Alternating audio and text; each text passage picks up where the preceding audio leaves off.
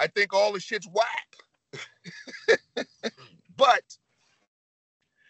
there's somebody that like it.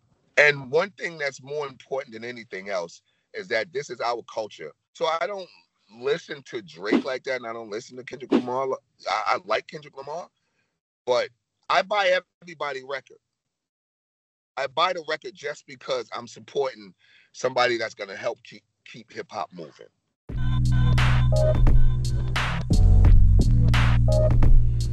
Das High Peak Festival steht vor der Tür. Ein Auflauf von Golden Era Rap Acts aus den 90er und 0er Jahren. M.O.P, Busta Rhymes, Eve, Exhibit, Timbaland und viele weitere. Und ich darf jetzt mit dem Billy Danze von M.O.P ein Interview machen. Der Fanboy in mir ist nervös, der Journalist ist nervös und der Pablo ist nervös. Aber ich verstecke es, schau.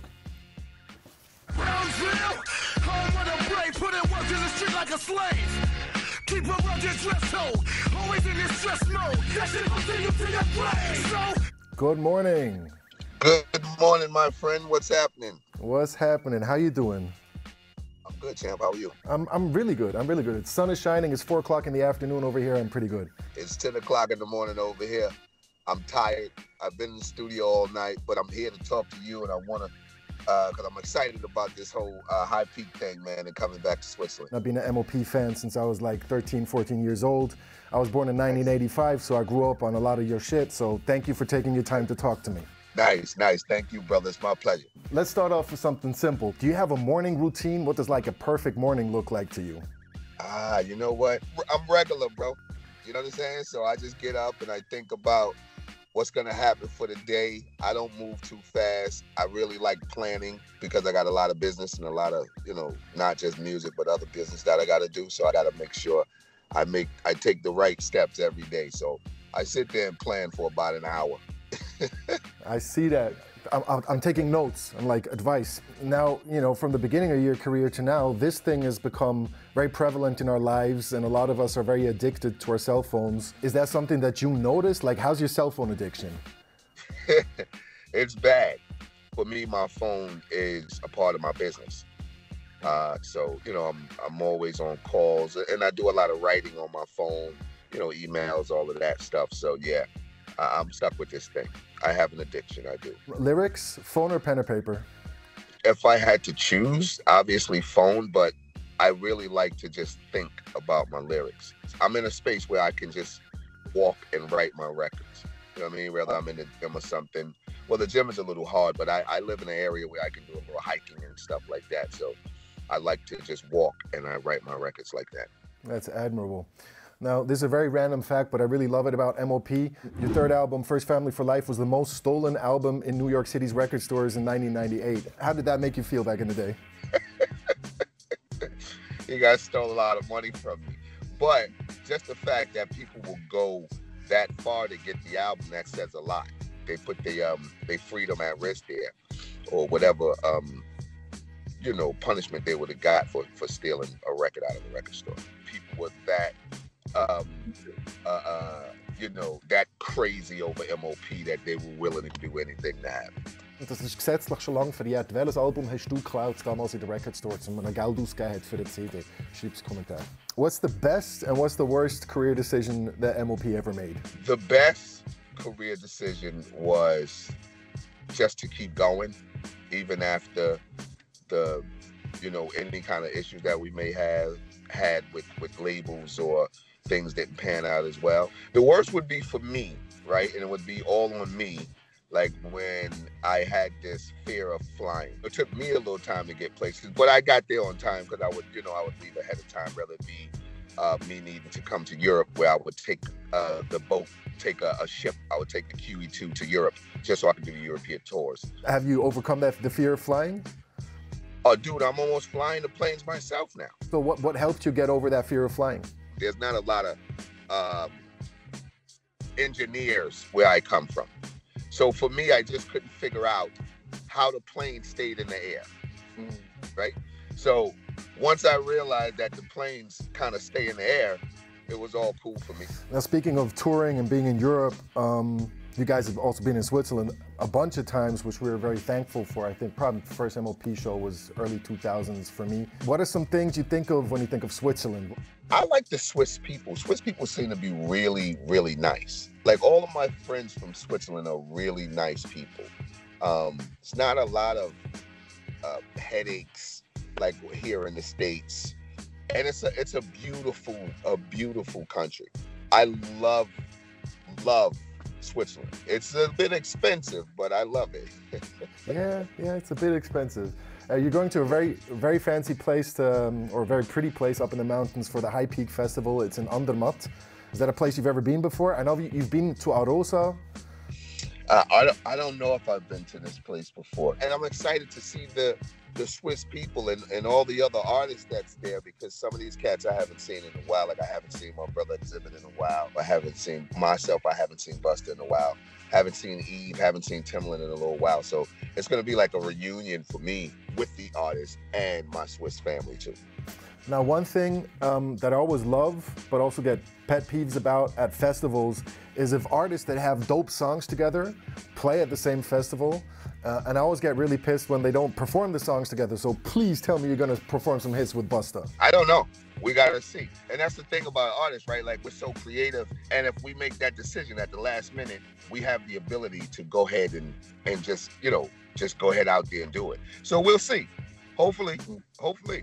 It's a possibility, my brother. What are songs that you feel are kind of being slept on? I'll give you an example. Who Got Guns, a Gang Starr song. I got 7 Mac 11s, about 8 38s, 99s, Mac 10s, man, the shit never end. To me, it's kind of an M.O.P song because you have more rapping time on the record. That's a song I've never been able to see live. I would chop off my left hand to see it. I hear you, man. That's one that I'd like to perform. One that we don't really perform, I don't think it's slept on by the audience, but I think it's us. And that's not slept on, it's just so hard to perform the record. I don't know why, but it's super hard for us to perform that record. So that one, I think we need to perform a little more. Of course, we performed the Annie Up's Cold as Ice, 4 Long Blaze. Raised on a strip called Hamburger Hill with guns popping, cops get killed. This is a place where paranoia destroy your niggas, cash cases, bro, trial and slash their lawyers. You're as cold as ice. Yeah. You're willing to stay. Yeah. You're as cold as ice. You're willing to stay. I feel like I want to give you the whole track list now so I can get your approval. Oh yeah, please. Is Brownsville on it? Brownsville's the place where crews seem the livest. Cops get knocked down, body counts only rises. The streets look raw to you, villains look poor to you. Because that'd be my second pick of songs that I've never been able to hear live. Brownsville is, you know what? We haven't performed that. I don't remember ever performing Brownsville. For some reason, that was my favorite M.O.P song when I was a teenager. The Brownsville instrumental, the way you delivered on it. That's what I was thinking. It's, for me, I'm thinking about the beat. As soon as you said that, that was like, one of your favorites. I'm like, well, he probably was stuck on that beat. Shout out to DJ Premier too, who produced that one. Speaking of Primo, you did a lot of work with Primo. What is it in your eyes or ears, I guess, that makes his beats, they have this effect that people who don't rap like them, and people who rap listen to them and just want to rap on them. That's the major effect they trigger in me. Why do you think that is? Premier never makes random beats, right? He makes the beat to fit the artist. He gives you that head nod that you seem to, especially now, like you can't get it nowhere else but from Premier. A lot of guys try, but they don't give you that Premier feel. So it's just, I think maybe, because it's genuine music, like it's honest music, that's what draws people into it. Nerd frag, der beste DJ Premier Beat von allen Zeiten? Schreib's in den Kommentar. Ich gehe schauen. Who Got Guns? Team choice. I'd like to come back to Brownsville for a second. Can you describe to a person like me who's never been to Brownsville what Brownsville was like in the 80s and 90s? I don't want to say the typical answer. It was hell. It was tough. It was, yeah, we know it was hell. We know it was tough, but it was also a lot of fun for us. You got to think about it when you're in your world. There's no other world. There's nothing else in existence except for your world. So we had to make the best out of that. We had fun. We made friends, and we had good times together. Then there's that tough side, right, where it was hard to survive in that space. But Brownsville makes strong men and women. It's my home, and now it's getting even better. Now there's a lot of new construction there, and a lot of new businesses and all of that, and people are doing really, really well there. So I'm really proud of my town. Can you elaborate on how the Mash Out Posse became the M.O.P that we know and love today? It was just a group of kids from Saratoga. We had fun like everybody else, but then, we got involved with the bad things like everyone else as well. One thing we did was we almost like policed our own neighborhood. Around that time, sadly, there was like a lot of domestic violence, right? Like guys would be fighting their girlfriends, the couples would be fighting. And a lot of it came from, us seeing that and going to, come to the rescue of the women that was involved. And that's where you get the mash out from. So we wouldn't walk up and have a conversation with the dude because we felt like the situation was past a conversation. That's kind of how the mash out started. And a young lady, they started calling us the Mash Out Posse, just like that. So it started right there. You know what I mean? Fame is calling me right now. Can you hear me, buddy? I can hear you fine. Yeah, Fame is calling me right now, but it's cool. I'll get right back to him. Okay. Speaking of Fame, so when he came up with a beat for Cold as Ice, how much were you like, oh fuck, we got one? Fame obviously made the beat some time before I heard it. When I heard the beat, when he played the beat for me, it had such a bounce to it. I was like, oh my God. And my brother had the talent that it took to actually make beats that well. Did I know how big it was gonna be? I had no clue, but I'm grateful for it, bro. To my ears, and I'm pretty sure to everyone who's listening, M.O.P has always just sounded like M.O.P and pretty much no one else. How would you describe the style of M.O.P and how did you guys develop it? I know that was a 90s specific thing to not sound like anyone else. It's maybe a little different now. When something's natural, you're not trying to develop something.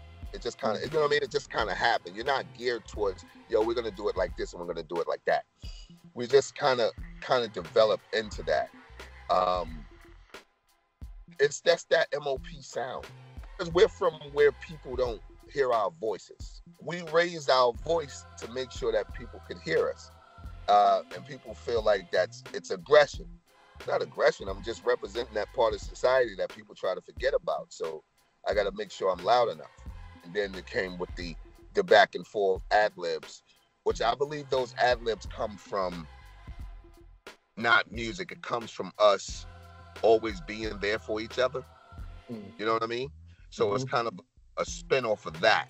And it felt good every time we got in the studio. So when we first started getting in the studio, there was a booth big enough for us to be in the booth at the same time, which gave us that feeling. Not only us, but the entire M.O.P crew would be in the booth.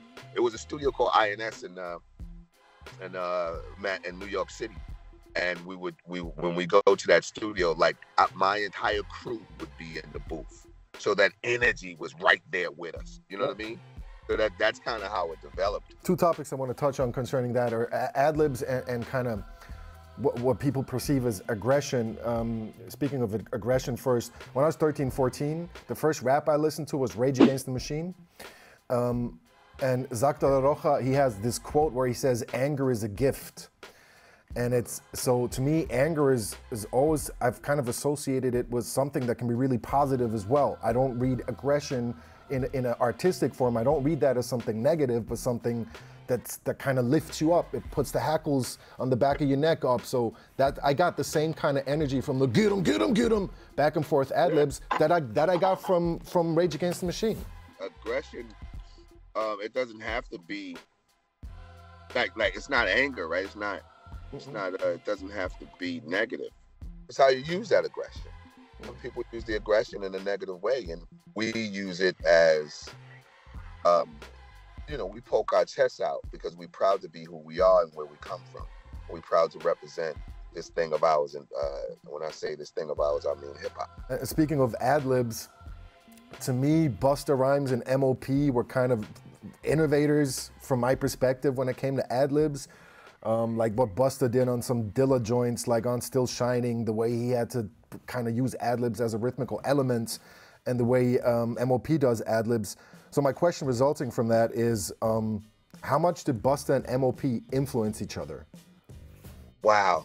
I just had a conversation with Busta the other day, and we just started going back and forth on how much we influence each other without even saying. I think we influence each other a lot. And this is why every record we do, not in just my opinion, but from the opinion of the world, every record that we do together is almost perfect. If we do it separately, it's going to be a monster. But together, oh my God. You know what I mean? So, yes, a lot of influence from Busta Rhymes and a lot of other artists out there that doesn't even have the aggression of M.O.P. I tell people this a lot, like in the 90s, like today, these kids have this whole aggressive thing against each other where they want to hurt each other and all of that in hip hop. With us, we had friendly competition. And when Method Man put out a record, the record was fire. Not only was the general public excited over the record, but I was too. And that gave me energy and fuel to do another record. From where I'm sitting, I see a perceived shift, especially in American rap, kind of back towards lyricism and good live shows. We have people like Coast Contra that are going to play on the same day as you are at the High Peak Festival, which are kind of, we got the whole Griselda collective. How does that make you feel? I love it. Listen, I love all the music. Even the records or the artists that you and I aren't so attracted to. I think we need it all. Because before there was an M.O.P., there was groups that didn't sound like an M.O.P. So basically, if we don't let it continue to grow, then it's gonna die. Now, from an artist perspective, I think all the shit's whack. but there's somebody that like it. And one thing that's more important than anything else is that this is our culture. You know, we built it. Everybody that's from our world has the opportunity, or should have the opportunity, to come in and, you know, and make a living and have a career here. So I tell you this, brother, I don't listen to Drake like that, and I don't listen to Kendrick Lamar. I like Kendrick Lamar, but I buy everybody record. I buy the record just because I'm supporting somebody that's gonna help keep hip hop moving. Yeah, I hear that. You know what I mean? Because I got to do my part to help keep this thing of ours moving. Coming back to lyricists, to the lyrics of it, I love that part because that's the part where I started at. But I do like the part that, there's some artists that, maybe doesn't really work for me, but they work for somebody. Long as hip hop is working, I'm happy. You see what I'm saying? Yeah, man. That's beautiful closing words. I thank you for your time. Excited to see you on the festival. I'll be there. Yep, I will see you soon. See you soon, and give my respect to Lil Fame. I will do, brother. Thank you, man. I appreciate you. Appreciate you. Have a nice day. All right, buddy. Salute. Salute. Danke vielmals fürs Schauen, mir hat es Spaß gemacht. Du weißt, wie es läuft. Ein Like, ein Abo, ein kleiner Kommentar, das hilft uns mit dem Algorithmus.